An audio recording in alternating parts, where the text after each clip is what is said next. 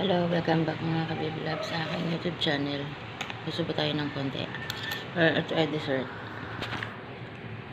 Ayan, maha. Para may laman ng konti yung tiyan ko. Habang nag-aantay tayo kay Padi. Kain-kain muna tayo ng maha. Kasi yung sinaing, hindi pa siya luto. Kaya baka mamaya na kami kumain. Kain tayo mga baby loves. Nauna yung dessert kaysa sa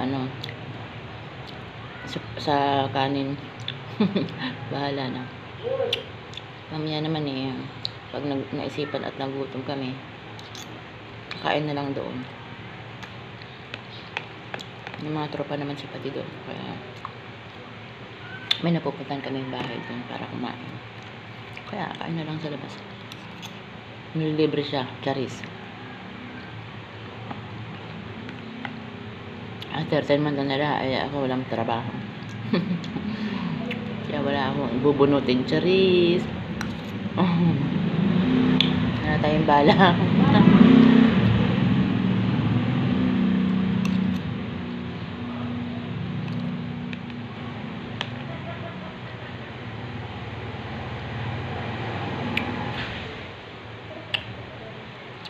Harap mga baby love.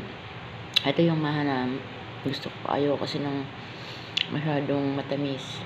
In-order ko lang to kay Tita Aida. Nanay ng kumare ko. Ito yung gusto kong maha na hindi gaano matamis. Pero hindi kami na marunong gumawa. Naaralin ko pa siya. Kasi may mga measure daw to. Hindi ko pa siya ang alam ko lang biko. Hindi rin ako marunong ng ube. Lang. Nag-aaral pa rin ako magluto pero gusto kong magluto lagi. Yun nga lang, mga ulam-ulam lang din. Pero pag mga mahihirap na, kailangan natin ng backup.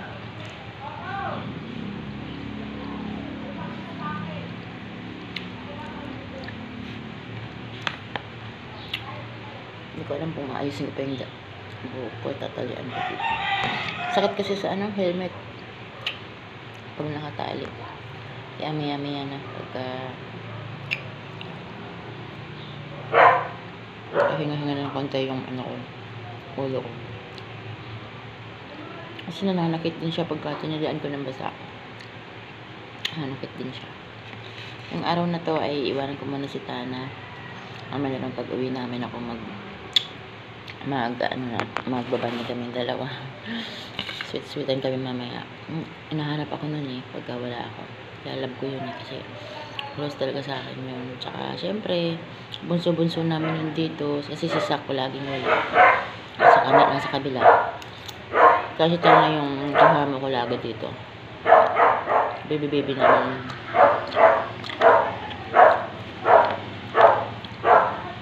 Hindi ko siya naubos mga kabibala. Gusto ni Alex. Ayaw lang kasi ni Alex sa may cheese. Natanggal na yan pag kinakain mo. Okay na ako dun. At least may laman yung cheese mo. Diba?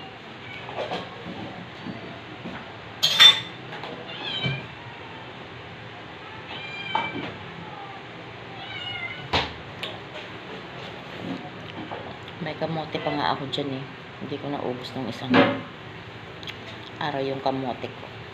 Kaya dyan muna siya. Pag na lang naantay-antay ko si Padi. Touch tayo konti.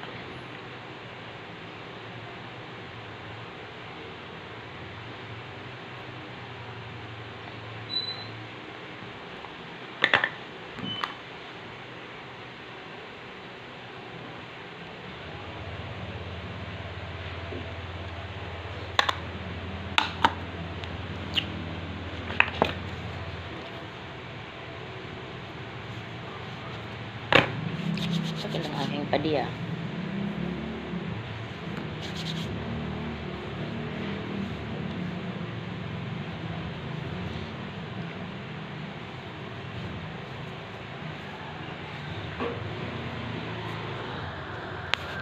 Shoutout nga pala kay MJ, yung friend ko taga Cavite. Friend, di na tayo nagkita talaga.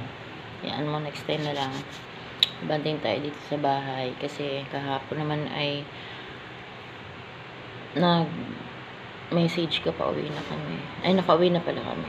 Kaya ayun, next time na lang tayo mag-banding.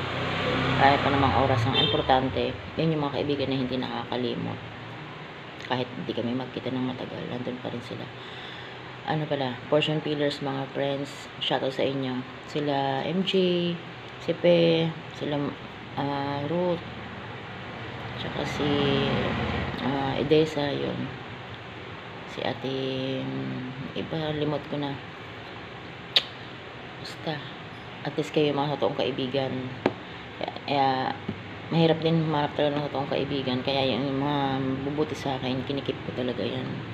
Talagang pinapaksaman ko yan hanggang sa huli. Katulad nito ni Padi, 2 dekada na kami nito. Kaya kasi hirap sa ginhawa. Magkasama kami niyan, hindi kami naghihiwalay. Kita mo siya, need niya ang help ko ngayon. So, gora tayo. Kahit malayo yan, nasamahan ko yan, kahit mainit pa yan. Ang arte-arte ko, hindi ako lumalabas ng bahay na mainit. Alam mo na, nagpapaputi tayo. Charis lang. Pero sinasamahan ko yan kasi kaibigan ko yan eh. Dekada na ang aming pinagsamahan yan. Kaya kami ay ang dami ng pinagsamahan. Kumpare ko din siya dito kay Alex. Nung na nga ang tawag ni Alex, Ninong, Ninang, kasi Tibuli, Tibungo, shoutout sa mga Tibo ng mga tropa ko. The best kayo sa lahat-lahat. Kaya kinikip ko kayo. Walang ibang makakaano sa inyo. Mas mabubuti kayong tao. Sa mga naging plastic naman sa akin, yung mga negative people, eliminate. Ganun lang yun.